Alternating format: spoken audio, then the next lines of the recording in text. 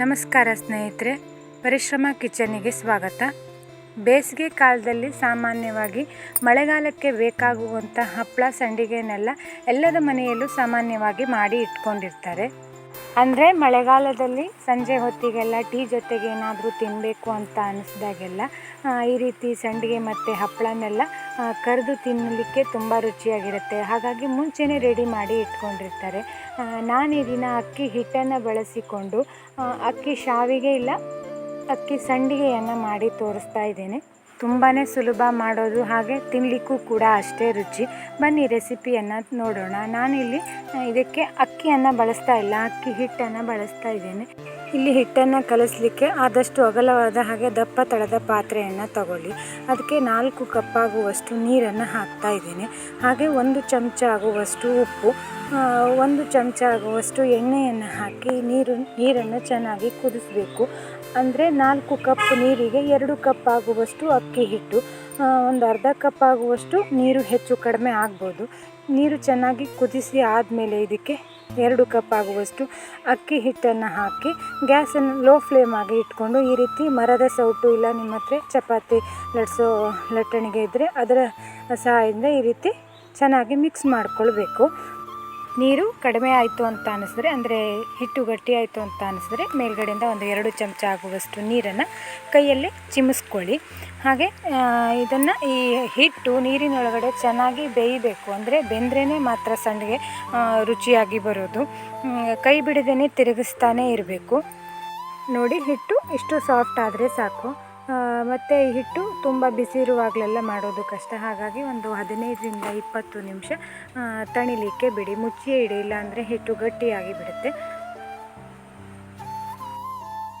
ನಂತರ ಒಂದು 20 ನಿಮಿಷ ಆದಮೇಲೆ ಒಂದು ಅರ್ಧ ತಣಿದ್ರೆ ಸಾಕು, ಪೂರ್ತಿಯಾಗಿ ತಣಿಯೋದೆಲ್ಲ ಬೇಡ.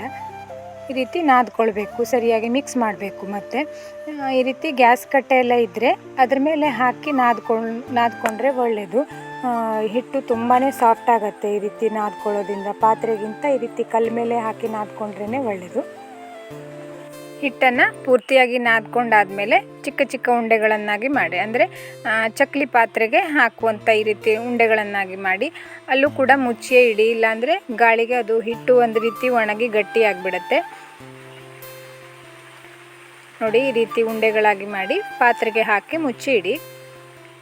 ಹಾಗೆ ನಾನಿಲ್ಲಿ ಚಕ್ಲಿ ಮಾಡೋ ಪಾತ್ರೆಯನ್ನು ತಗೊಂಡಿದ್ದೇನೆ. ಇಲ್ಲಿ ನಾನು ಆದಷ್ಟು ಚಿಕ್ಕ ಹೋಲಿರುವಂಥ ಬಿಲ್ಲೆಯನ್ನೇ ಹಾಕಿ, ತುಂಬ ದಪ್ಪದಾಗಿಬಿಟ್ರೆ ಒಣಗಿಸೋದು ಕೂಡ ಕಷ್ಟ.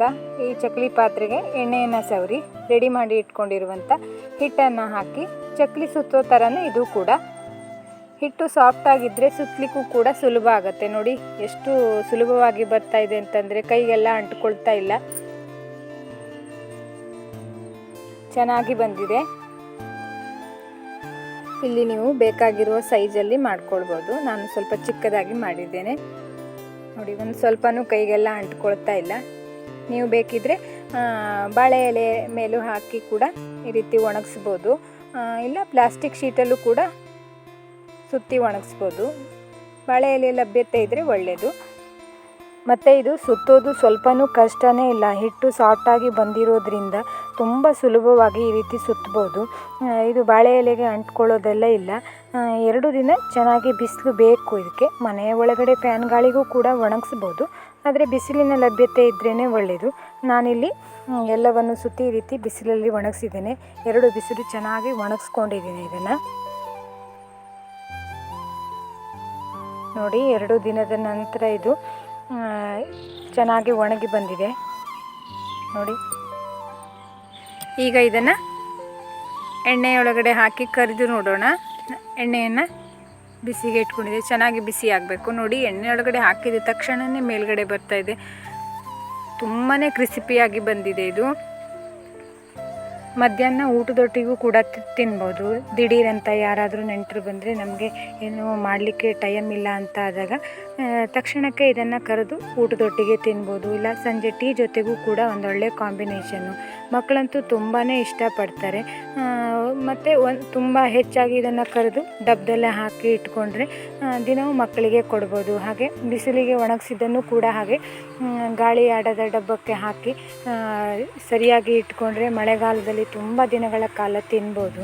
ಸ್ನೇಹಿತರೆ, ಖಂಡಿತ ನೀವು ಟ್ರೈ ಮಾಡಿ ನೋಡ್ಬೋದು. ಮತ್ತೊಂದು ರುಚಿಯಾದ ಅಡಿಗೆ ರೆಸಿಪಿಯೊಂದಿಗೆ ಮತ್ತೆ ಬರ್ತೀನಿ. ಅಲ್ಲಿಯವರೆಗೂ ಪರಿಶ್ರಮ ಕಿಚನಿನ ಎಲ್ಲ ರೆಸಿಪಿಯನ್ನು ಒಮ್ಮೆ ನೋಡಿ ಯಾವುದಾದ್ರೂ ಇಷ್ಟ ಆಯಿತು ಅಂತ ಅಂದರೆ ಖಂಡಿತ ಟ್ರೈ ಮಾಡಿ ನೋಡಿ. ಧನ್ಯವಾದಗಳು.